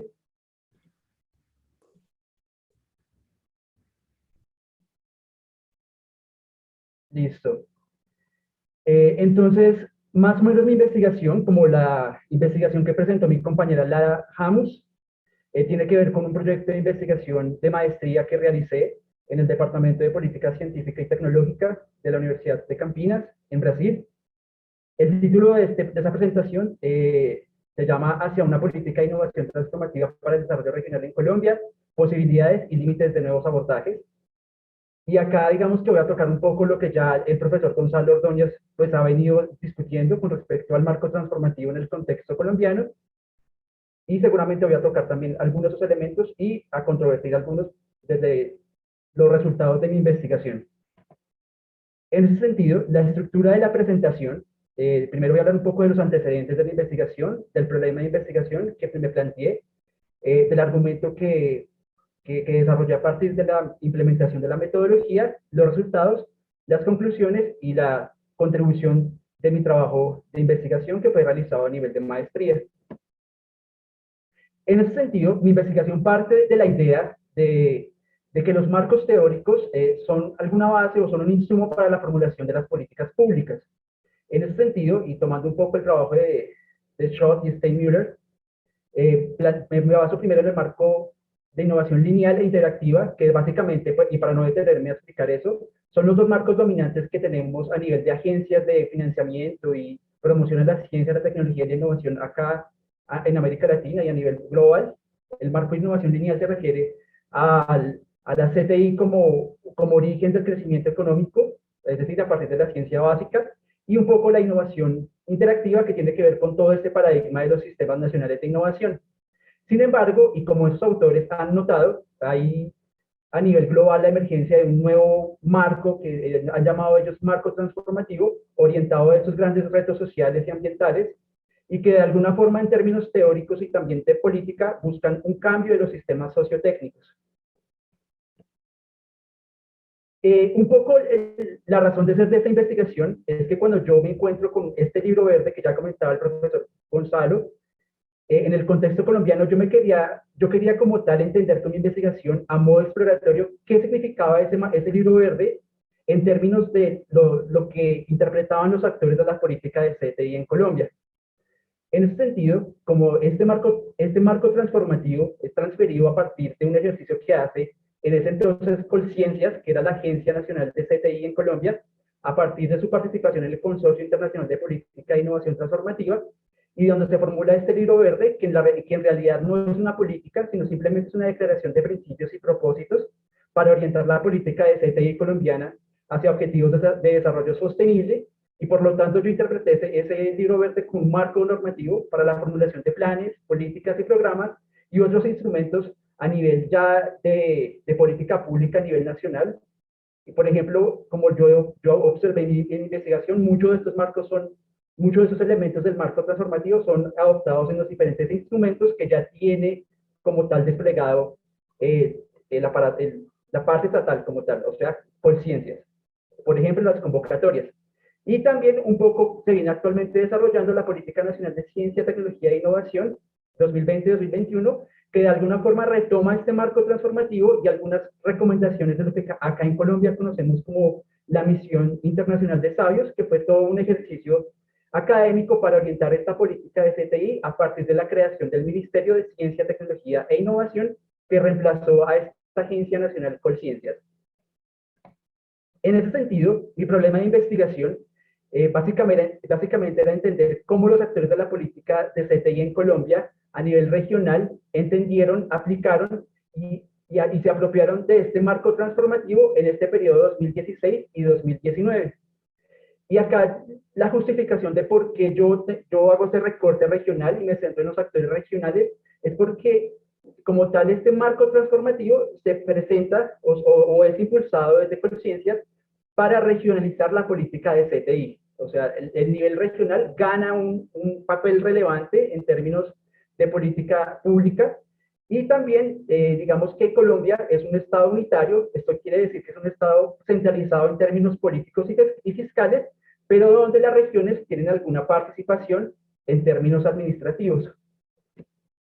En ese sentido, acá parto pues del trabajo de Kuhlman y del profesor Gonzalo Ordóñez para entender que la gobernanza de las políticas de CTI dependen siempre del alineamiento de esos tres elementos, ¿no? De la teoría de la política, es decir, del marco teórico que fundamenta esta política, de la política en sí misma y de cómo esta política es puesta en práctica. En ese sentido, mi investigación como tal quería entender cómo este marco teórico era aplicado en la política pública, pero también puesto en práctica por esos actores de la política regional. En ese sentido, en términos metodológicos, lo que hice fue un estudio de caso, que es básicamente una investigación exploratoria. Yo solamente quería entender cómo habían entendido esos actores y apropiado el marco transformativo. Y realicé 31 entrevistas semiestructuradas con 15 representantes del gobierno nacional y regional, 13 representantes de universidades y 3 representantes de la sociedad civil, donde incluyó 2 representantes de empresas. Y me basé pues, en toda la teoría fundamentada para el análisis de datos, con el fin de darle un poco sentido e interpretar esas entrevistas que realicé en Colombia. En ese sentido, lo que hice primero fue la recolección de datos, ¿no? La sistematización de esas 31 entrevistas, y inicié un proceso de codificación abierta que se refiere a un análisis de descomposición de estos datos, un microanálisis para entender un poco qué era lo que me hablaban los actores con respecto al marco transformativo, con el fin de crear precisamente algunas categorías y también aquella codificación axial que se refiere a la elaboración de hipótesis. Esto pues basado, como les comentaba, en la teoría fundamentada en datos. En ese sentido, El argumento que plantea a partir de ese análisis de datos es que el marco transformativo en Colombia fue interpretado y apropiado como una experiencia previa. Y eso tiene mucho que ver con lo que el profesor Gonzalo Ordóñez les comentaba antes, de aquellos programas de innovación y apropiación social que se desarrollaban en Colombia, que fueron la base para que los actores a nivel regional interpretaran este marco transformativo que era transferido a partir de ese Consorcio Internacional de Política de Innovación Transformativa. Y sin embargo, cuando uno plantea ese marco transformativo como un marco de innovación para innovación social e inclusiva, de alguna forma lo que se está haciendo es limitar este marco transformativo a ciertas regiones que ya tienen una trayectoria de movilización social y acción colectiva. Y eso tiene mucho que ver, y lo voy a tratar más adelante, con la contribución latinoamericana que hacemos con respecto a la transferencia de marcos de política. ¿Y por qué yo llamo a esto una fragmentación? Precisamente porque hay una fragmentación entre la política de CTI y la política de productividad. Y digamos que eso tiene mucho que ver con los estudios que se han realizado desde América Latina cuando transferimos marcos de política de CTI. Hay una desconexión entre la política de CTI y lo que debería ser la política de productividad. Y así entendido el marco transformativo, se estaría jerarquizando, se estaría profundizando en la jerarquización del territorio a nivel nacional, porque simplemente el marco transformativo serviría para resolver algunos problemas específicos a nivel regional, pero no como una apuesta a nivel nacional para articular la política de CTI con la política de productividad en las regiones. Te quedan 5, Nicolás. Perfecto. Bueno, acá un poco como ustedes saben, o lo han escuchado alguna vez, la innovación transformativa se basa en el modelo multinivel de innovación, donde tenemos 3 niveles, los nichos, el régimen tecnológico y el landscape, que es el contexto exógeno en el cual se desarrolla esto.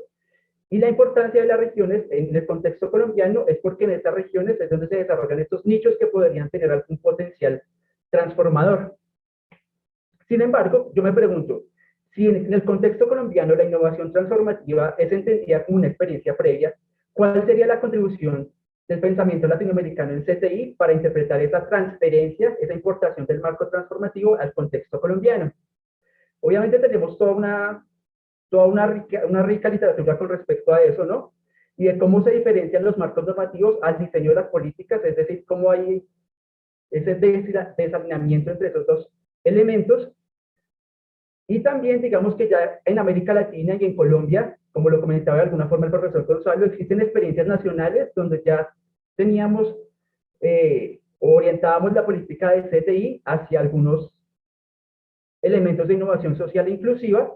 Sin embargo, y como lo nota Rosalba Casas en su trabajo donde analiza este tipo de experiencias, esta vinculación entre actores se da en contextos muy específicos. Y también digamos que si tomamos los casos de Colombia, que es el programa A Ciencia Cierta e Ideas para el Cambio, también está orientado a contextos muy específicos y no están alineados con la priorización de grandes metas y objetivos sociales, pensando la política de CTI como un todo. Y acá también digamos que traigo en los resultados y en la discusión cuando analizo estos datos que recolecté en mi investigación y un poco trayendo acá la interpretación de Soet, del profesor del SPRU, sobre el marco transformativo. Él pregunta que realmente este marco transformativo es un marco que propone entender el cambio tecnológico a partir de la toma de decisiones, pero que no dice mucho o no toca cuál es el papel del sistema económico o de las empresas como tal, ¿no? Y digamos que eso de alguna forma alimenta ese resultado que yo encontré en el contexto colombiano, y es que cuando hablamos de innovación transformativa solamente hablamos de innovación social, cuando debería ser incluida también en la política de CTI de productividad. Entonces, quedan 2 minutos, Nicolás. Perfecto. Entonces, un pasivo allí es que no está claro el papel del sector privado o de las empresas en un contexto de globalización. Un poco acá para resumir rápidamente lo que ya les venía comentando, la innovación transformativa que había sido entendida por aquellos actores como una experiencia previa. Acá yo comparto, digamos, que una conclusión que encontró el profesor Gonzalo y su equipo, y es que también la innovación transformativa pues pone en el centro a la sociedad, pero que muchas veces esta sociedad puede ser participante o beneficiaria pasiva de la CTI, la emergencia de los problemas locales y regionales.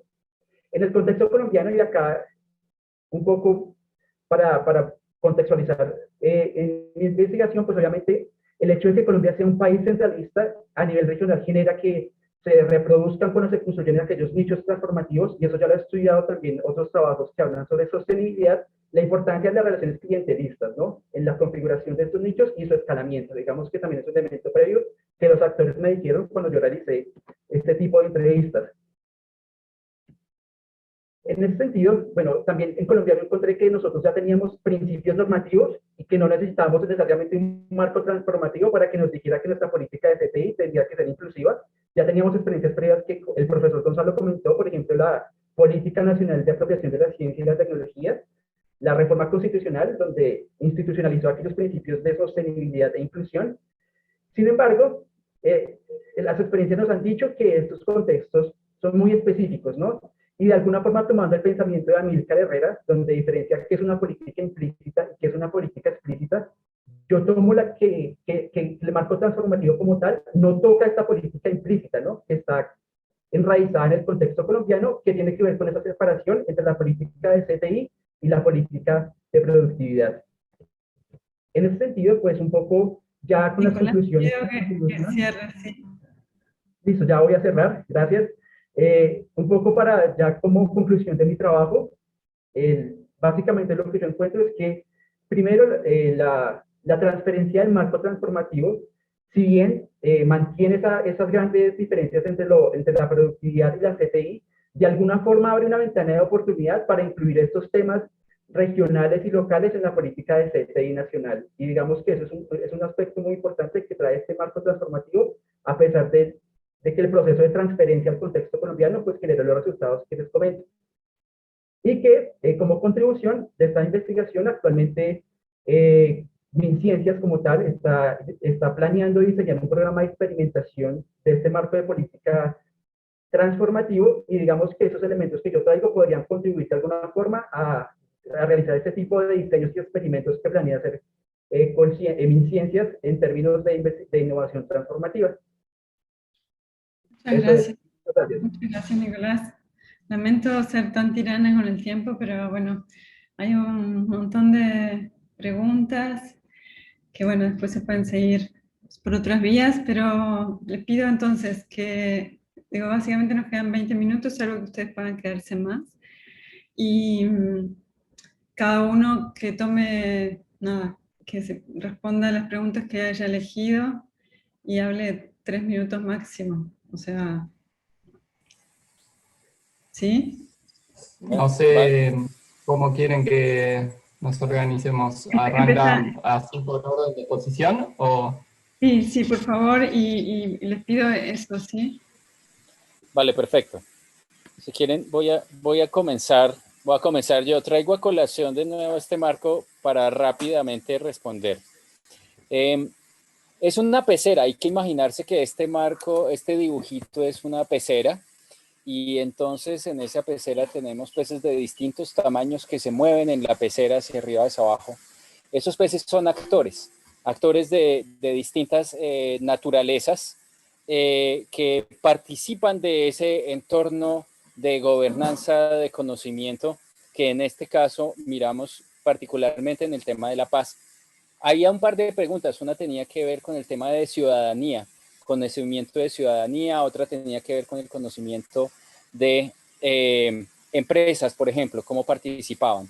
En el caso ciudadano, lo que nosotros hemos notado es que el tema de apropiación social de la paz está muy cercano a iniciativas ciudadanas, y hay todo tipo de actores, hay una gran constelación de organizaciones de base muy cercanas a la ciudadanía que le dan forma y contenido a este tema de apropiación social, pero que también participan de lo que sería la gestión del problema público, que traen a colación desde su experiencia, desde sus intereses, temas que tienen que ver con manejos de víctimas o eventualmente con temas de memoria, reparación.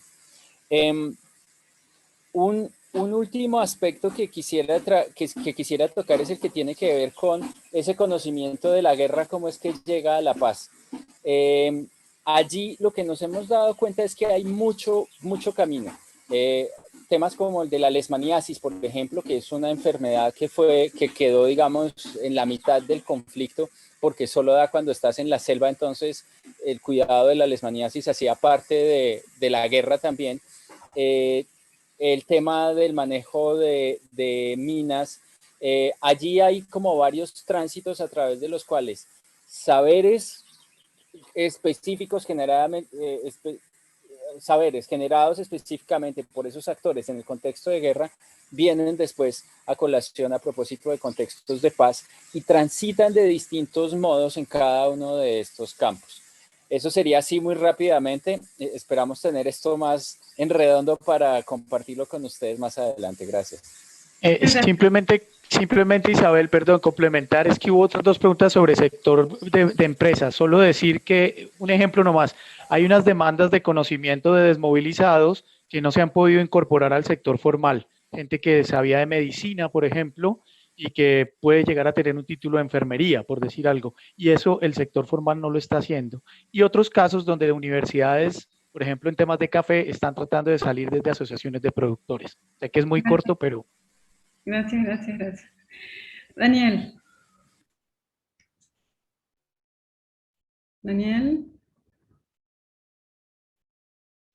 Bueno, seguimos. Después viene Daniel. Francisco. Digo yo. Bueno, muy rápido. ¿Cómo caracterizaría la política tecnológica en la actualidad? Yo creo que es mayormente heterogénea, que es lo que les comentaba, que para mí es también lo que podría mejorarse, es decir, unificar, lograr una mayor coordinación, y me parece que el sector público, especialmente en eso, tiene que cumplir un rol fundamental.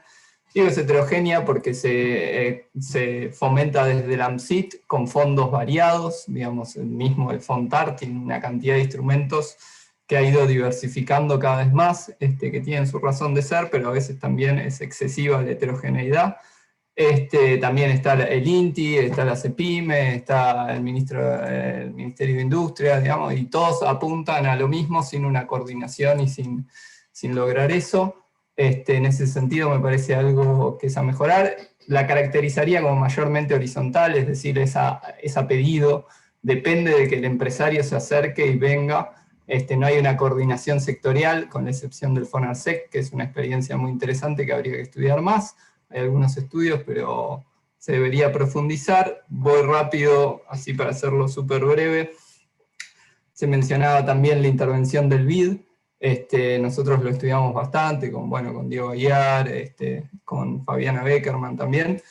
Nosotros vemos una lógica no de imposición, no es que el BID viene y dice, bueno, estas son las políticas que tiene que implementar Argentina, sino que es de acuerdo. Nosotros lo analizamos mayormente desde la concepción de expertos, es decir, se generan campos de expertos, que son campos que interrelacionan la academia con los hacedores de políticas, y ahí se van generando saberes sobre cómo actuar, y se van legitimizando ciertos discursos que después el BID termina de legitimar con sus publicaciones y demás, y después se va expandiendo al resto de los países en la forma de isomorfismo y demás. Vale decir, en América Latina especialmente, Argentina suele ser de los primeros que avanzó en estas cosas, y después en el resto de los países se vio más una transferencia más directa de cómo esto se hizo allá, lo hacemos acá también. Y de lo que decías, Isabel, claramente hay una relación con el resto de las políticas de los sectores, la relación con la política económica, industrial, del agro, es evidente, y eso va condicionando las posibilidades de innovación. Sin ir más lejos, Argentina tiene un montón de problemas de desarrollo macro, que eso afecta a la incertidumbre que enfrentan las empresas para tomar decisiones innovativas, y eso, pretender que una política de innovación lo resuelva es una locura, digamos, ¿no? Dicho esto, lo dejo ahí para no quitar más tiempo. Muchas gracias, Francisco. Gonzalo.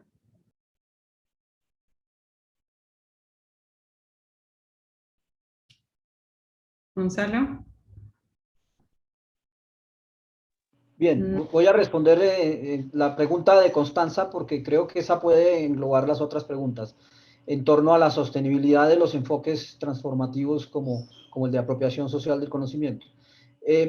La sostenibilidad es frágil, normalmente, por eso la importancia del papel de la politics, porque depende mucho de los intereses, depende mucho de los actores, de las preferencias, de los acuerdos, de los compromisos, etcétera. Lo cual requiere de que exista un nicho que garantice un proceso de emprendimiento de política, de emprendimiento institucional, que imagine las cosas de manera distinta para poder hacer, para responder a las rigideces de un sistema político que típicamente está embelesado con la productividad y el crecimiento, y que típicamente no ve con buenos ojos porque lo estigmatiza incluso con ideologías de izquierda, castrochavistas, etcétera, todo intento por la inclusión social y la sostenibilidad. De manera pues que, claro que sí es un sistema, es una política transformativa que navega en un territorio bastante inestable, donde hay luchas de poder, donde está la acción colectiva conservadora, la densidad institucional, los paradigmas de política dominante, que deben ser rotos de alguna manera por estos emprendedores institucionales que imaginan las cosas distintas, que se sustentan ellos en las innovaciones de nicho y estrategias específicas de mimetizaje, si se quiere, para asegurar que de alguna u otra forma se pueda seguir avanzando en el foco transformativo de la innovación. Y eso es un poco lo que hemos podido evidenciar a partir del análisis de la apropiación social de la ciencia, la tecnología y la innovación en Colombia.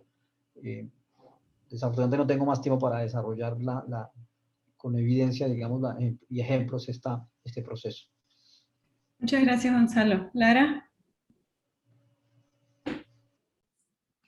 Bom, primeiro agradecer a pergunta da Isabel, né, de como que essa pluralidade de atores e complexidade de atores afeta o paradigma de ciência para a sociedade, né. Esse texto da professora Lea Velho, né, ela coloca o paradigma de ciência para a sociedade ainda como em construção. Então, no caso, ainda está em disputa com o paradigma anterior, né. Eu acredito que a gente, com a nossa pesquisa, tem elementos justamente para estar ilustrando essa disputa de paradigma e justamente questionando se esse paradigma existe de fato, né? Vou passar a bola aqui para a professora Rosana para ela me complementar. Boa tarde a todos. Eu estou com um probleminha aqui na rede, não sei se vocês estão me ouvindo. Estão me ouvindo? Sim. Sim. Sim? Ah, ok. Então, eu acho que essa é uma pergunta realmente muito boa, Isabel. Nós começamos a considerar a possibilidade de um diálogo com essa perspectiva que a professora Lea Velho coloca, como um paradigma em construção, que, digamos, aqui é justamente onde a professora Lea Velho coloca no texto dela como uma proposta especulativa, né? E daí a gente aproveita essa especulação para tentar observar dentro dos sistemas de tomada de decisão que a gente está podendo acompanhar, digamos assim, menos de tomada de decisão do que de formas alternativas de participação que estão surgindo bastante em meio a esse problema da Covid, né? Então, a multiplicação desses canais, justamente dando possibilidade de participação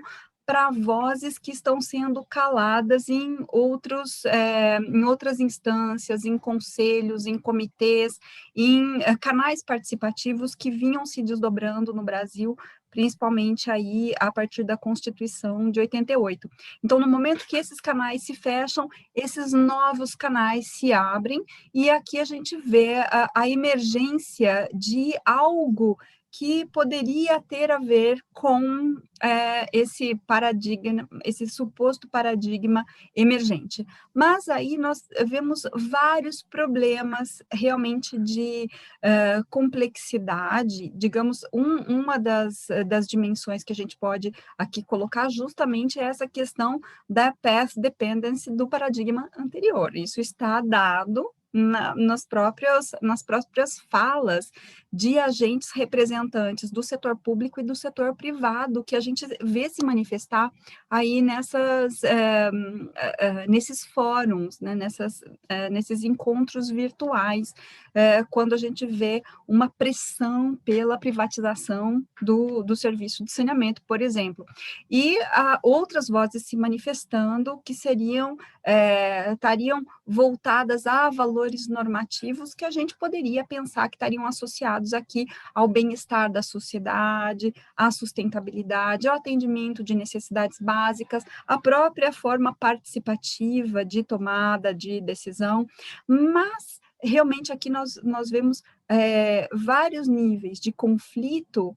E podemos dizer que, do ponto de vista aí da pergunta muito bem colocada pela Isabel, da questão do conhecimento, da questão da legitimidade desses conhecimentos. Eu acho que essa é mais uma dimensão que nos permite dizer que existem ainda resistências dentro das comunidades epistêmicas, dentro dos saberes convencionais que se fazem presente nos processos de tomada de decisão, na deliberação sobre as grandes saídas, nesse caso aqui, grandes obras de infraestrutura, majoritariamente, e que não estão sendo tão permeáveis assim a outras formas de conhecimento e outros atores sociais, como realmente um paradigma exigiria, né? Então, é um paradigma que não dá para ser chamado mesmo ainda, até onde a gente pode ver, de paradigma por essas razões. Eu não sei se... Sim, muito obrigada. Muito obrigada. Então, agora passamos a Julia. Bueno, pues gracias. Sobre la pregunta del rol de los arreglos ahí en los territorios, yo veo que estos arreglos ahí en el territorio tienen un papel no solo de resistencia, pero también de generación de mucho conocimiento. Y veo que el tema como hay un histórico de cooperación y de debate también por todos los conflictos.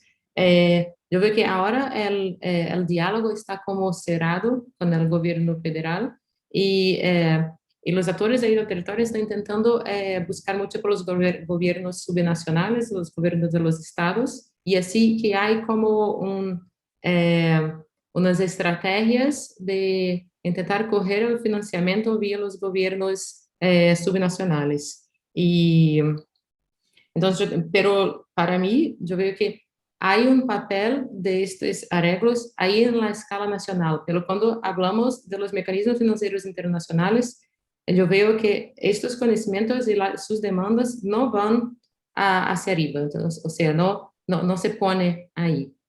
Y sobre la pregunta del Policy Convergence, que sí hice como un estudio sobre la parte de alineamiento y liderazgo y la apropiación desde los mecanismos internacionales hasta las políticas nacionales, e hice como indicadores de convergencia. Entonces esa es la otra parte de la tesis que creo que en breve voy a poner ahí en otros papers. Muchísimas gracias, Julia. Invitamos ahora a Nicolás. Listo, gracias. Voy a responder la pregunta de Mario, que se refiere específicamente a la desarticulación entre actores. Me gustaría más discutir eso en el contexto colombiano. Y me parece que la desarticulación entre actores se refleja también en la desarticulación en términos organizacionales, ¿no? Hablando un poco de esta gran agencia que es el Ministerio de Ciencia, Tecnología e Innovación. Inclusive dentro de ese propio ministerio se refleja esta desarticulación, ¿no?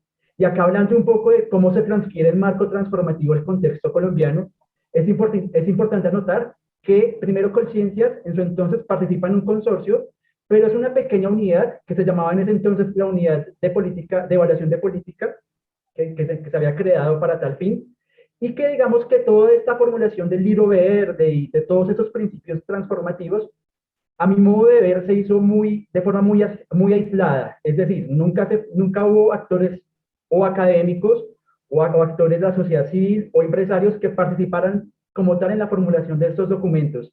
Y de alguna forma lo que eso reflejó, y digamos que mi interpretación, es que el marco transformativo como tal no puede implementarse en el contexto colombiano porque la mayoría de los actores no sabían ni siquiera a qué se refería a eso, ¿no? No tenían muy claros los conceptos o lo apropiaron de otra forma. Entonces me parece que esa desarticulación entre actores también se refleja a nivel organizacional.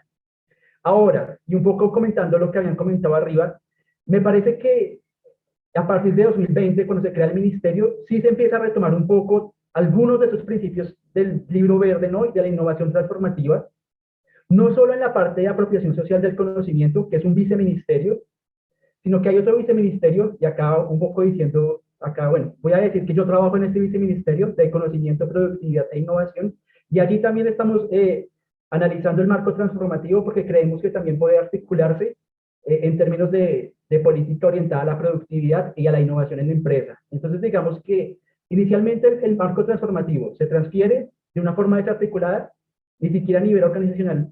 Los propios viceministerios y áreas como tal del ministerio conocen este marco transformativo.